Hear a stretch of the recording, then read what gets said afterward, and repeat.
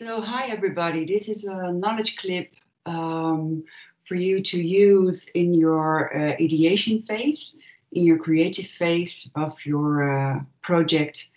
I would like to share some techniques with you that you can use in this phase that is very fun and exciting, because in the ideation phase you can start brainstorming in all kinds of directions. So I hope with this knowledge clip I can hand you some very interesting techniques. So let's continue. So the ideation techniques, there are many ideation techniques. So before I start, I have to say the techniques that I'm going to share with you today are just maybe 1% of all the techniques that there are in the world of creative brainstorming. So don't see this merely as a collection that you have to use. See the techniques that I'm going to share with you today merely as an incentive to get a glimpse of what kinds of techniques there are. So first of all, let me put creative brainstorming in the context of design thinking. It's important for you to know. Brainstorming is all about diverging, so that's very important to know and to become aware of. And I will repeat this in this knowledge clip, because diverging is what brainstorming and creativity is all about. And of course, I'm going to share some ideation techniques with you. So first of all, let me show you some context. In the problem definition phase, you see that you converged towards a problem definition. And that is, in a sense, the starting point of your creative phase. And in the design thinking, that is ideation. Ideation is all about converging in all kinds of directions. And as you can see, you can also see prototyping in this part. I'm not going to pay any attention to prototyping, but prototyping can mean that you maybe create a paper prototype, for example, or you visualize a solution and talk to your client about it. So prototyping is also discovering if a solution might be the feasible and viable solution that you really want to present to your client. And also, this is also an iterative process. So ideation is not a single process. So I can imagine that in your project and in your team, you want to organize several brainstorming sessions. And that can also lead you back towards maybe the empathize phase, where you want to do some more research. Or maybe it leads you to maybe refining your problem definition. So that's really important for you to know. Okay, let's continue. So before you start brainstorming, and if you attended the masterclass on design thinking, the moderators also talked about rules of creative thinking.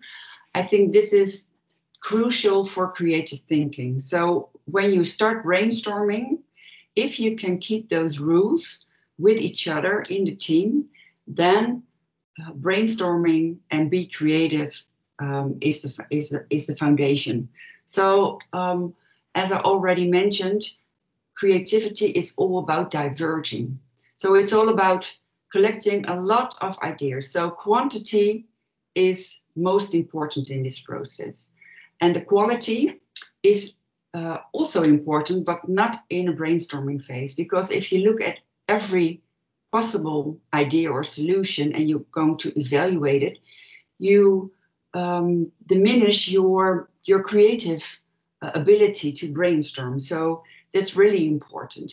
And that's also the second one. So don't be judgmental. If you are brainstorming and you're writing down all kinds of ideas, don't try to judge each other's ideas. And I know from experience, I've moderated a lot of creative sessions, if only one remark is done by a team member based on an idea of another team member, you immediately see that the creativity in the team drops to a 0 level. So that's really important to be aware of. And what's also important is to really pollinate. So if you have ideas, share those ideas. And if you share your ideas and you visualize them, then you can really trigger your team members to come up with new ideas. So really free will in this brainstorming phase. And also, what's also important is really try to listen to each other and write down every idea that you have.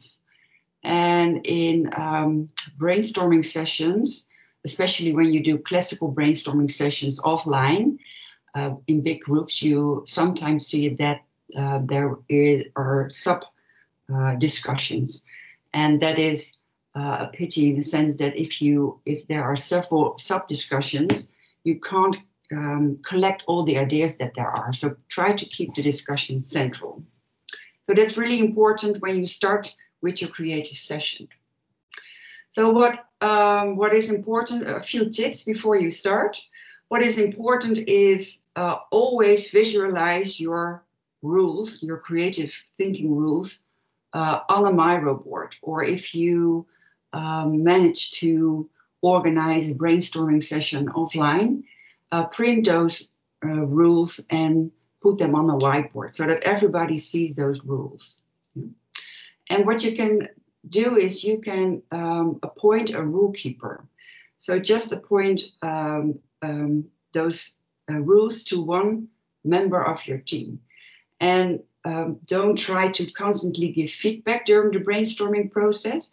But when you are finished with the brainstorming technique, then you can evaluate and then you can give feedback on the rules. And brainstorming is all about practicing. Practice, practice, practice. And it is fun to do. So don't expect that you can immediately be creative, because that's really a matter of just practicing. It's like learning how to swim, learning how to cycle. Brainstorming and be creative is actually the same. What's also important is a moderator, somebody who is the process leader in a sense. Someone who keeps the time, prepares a session, really knows the techniques, can really involve the other team members in the process. So that's really an important role.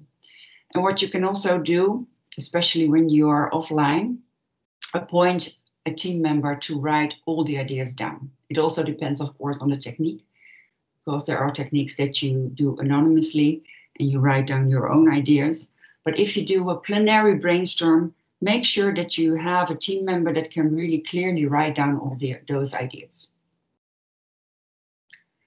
Okay, if you look at all the phases of a brainstorm, of course, the central starting point is your problem definition.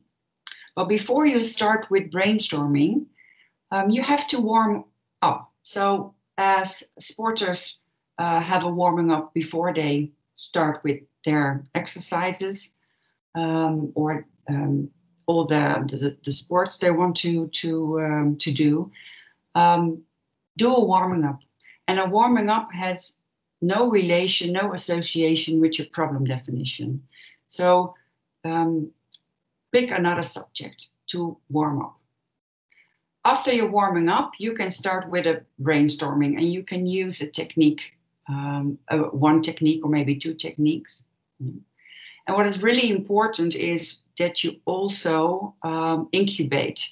And you can incubate by simply plan a break, schedule a break, or do another warming up. So incubation is all about taking a distance from the first brainstorming phase and really think about and evaluate the ideas that were generated during the first brainstorm. And then you can choose to do another session on brainstorming.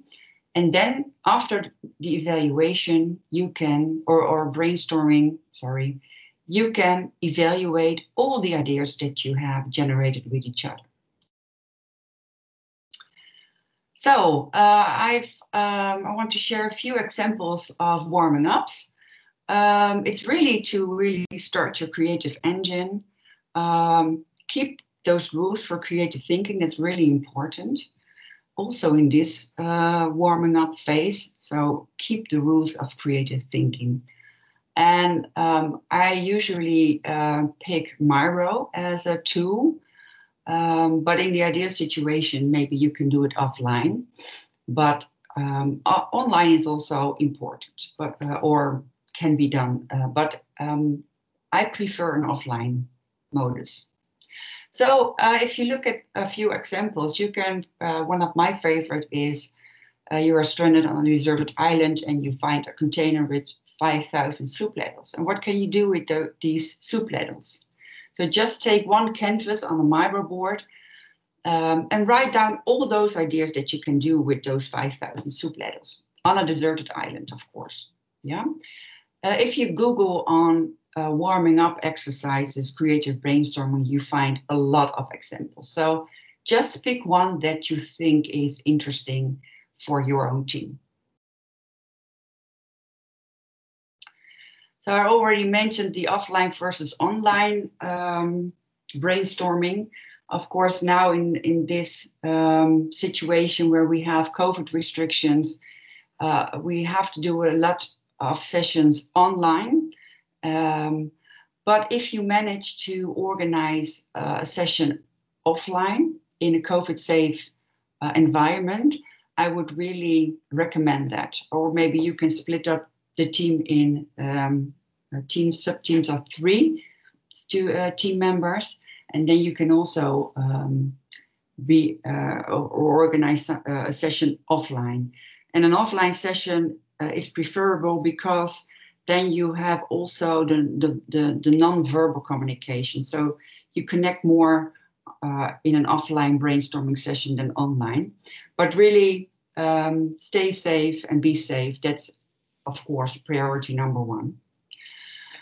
And also have fun with those techniques. I think that's really important. I can imagine that you really want to solve this problem and you want to come up with a great solution.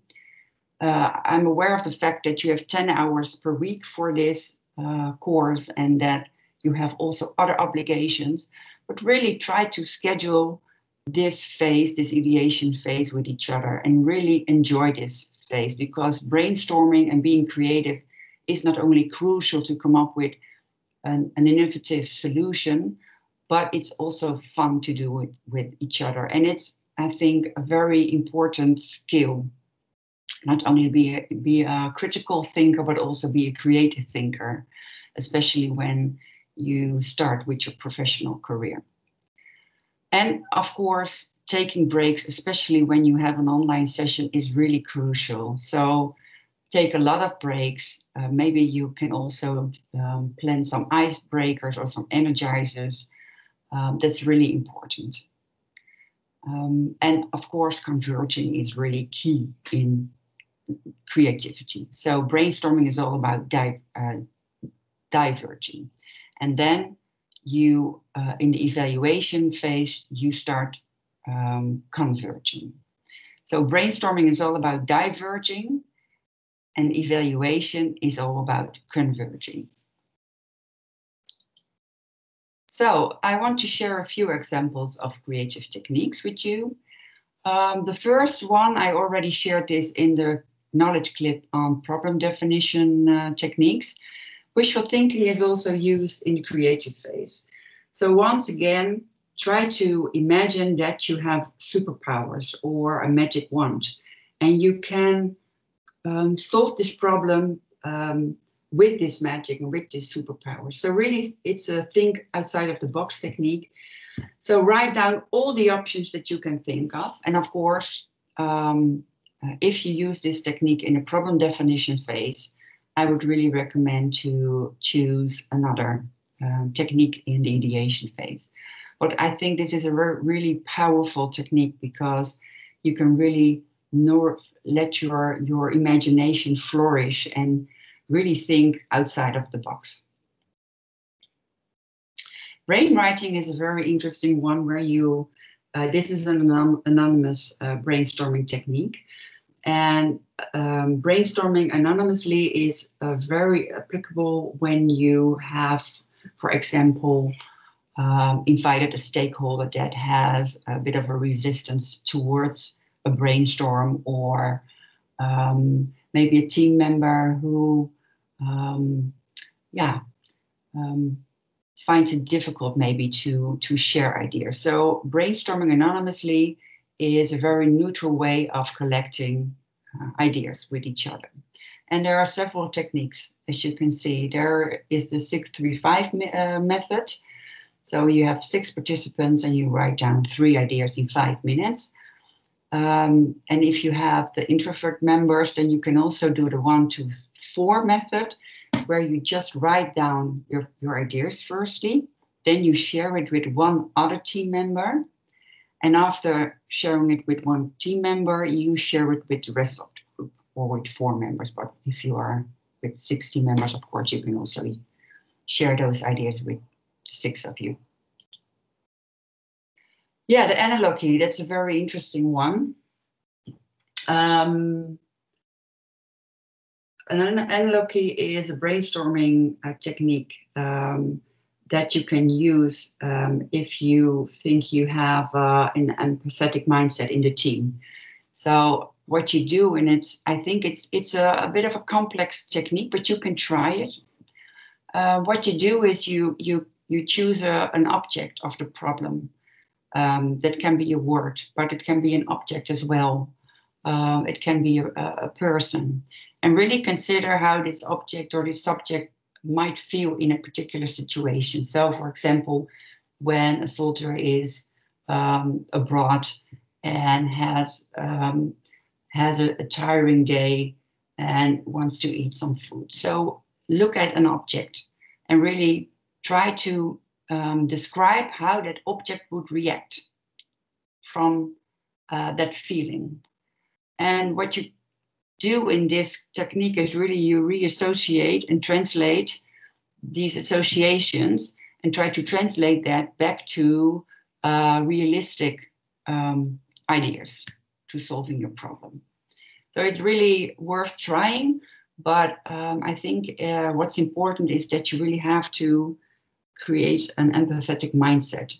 And sometimes it's difficult to say to yourself, well, I have an empathetic mindset, but you just, try the technique and don't try to evaluate everything. So I think that in a sense, we are all empathetic, but really try to use this technique to discover your empathetic mindset. The Crazy 8 is a very interesting and fun technique. It's also used in the masterclass. What you do is really simple. You don't write down your ideas, but you make drawings. So you create 8 templates for each team member on a Miro board or another canvas online. Set a timer and ask each team member to draw 8 ideas. And that means that you have 1 minute for one idea. So you are pressured in a sense to come up and sketch really quickly. And when the time is up, you just share your ideas. And what you can do then is start another round and just build up on each other's ideas. So really visualize all those drawings, try to pollinate and really free will and just come up with new ideas. And of course, after all your drawings, you can really discuss all the elements that you have drawn. And maybe you can see interesting combinations. So you can also combine certain drawings with each other. And this is also really a nice outside of the box idea to come up maybe with very innovative solutions. And during the masterclass, for example, I saw a fridge with a helicopter so that you can send the fridge to the soldier in the field. So that's really a crazy idea, but it's an interesting idea to look at the needs of the soldier in this particular context. Another interesting one is the destruct and construct technique. I think it's also an interesting one because you start in a sense with a kind of a destruction phase where you collect all the negative elements of the problem. So write down all the negative comments, everything, all the critiques that you have, and write those critiques down and negative sides of the problem. Keep in mind that the creative rules are also applicable in this technique. So when you are in the destruction phase, don't try to criticize each other's negative comments. So that's really important. Then it's good to take a break. So really take a distance of all the destructive elements that you've gathered. And then start with the construction phase. And what you then simply do is just gather all the positive solutions based on each negative comment. And then, of course, you can evaluate after the construction phase with each other. And also look at maybe if you can find interesting combinations of all the positive solutions that you have written down. So as I mentioned, these are only a few techniques. You can find a lot of resources on the internet. Here you can see a few resources, but I think they are very applicable for your phase. So look at the online resources on creative thinking. I also added a book. So if you're really interested on creative techniques, you can also buy a book. But there are also interesting websites with all kinds of creative techniques.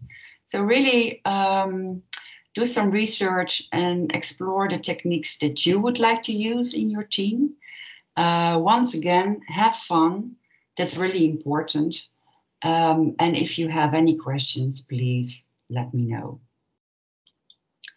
So a few tips. You are really a creative thinker, and I hope that by using those creative techniques and keeping the rules of creative thinking, you can discover that you are a creative thinker. Yeah. Practice with several techniques. That's really important. And be curious. Just look at all the tools that there are. There are a lot of, for example, TED Talks on creativity. Get inspired. So really look at creative solutions also in other industries. But maybe you can also look at social media channels like Instagram. There are a lot of people who have really interesting profiles on creativity. And there are also some tools that you can use. I use, for example, StumbleUpon. That's a very simple app that you can use. You select certain topics that might be interested for you, like creativity or art or all kinds of hobbies, for example. And then you randomly get websites. So it's a very serendipitous way of finding maybe solutions or ideas that you were indeed not were looking for. So serendipity, I think, is very important in this phase. So really be curious. Talk to other people maybe outside of your team, maybe your grandmother or your parents or friends about this topic. And maybe they can come up with maybe interesting questions or interesting solutions. So good luck with the ideation phase. I hope you have a lot of fun with this phase. And well, for now, good luck.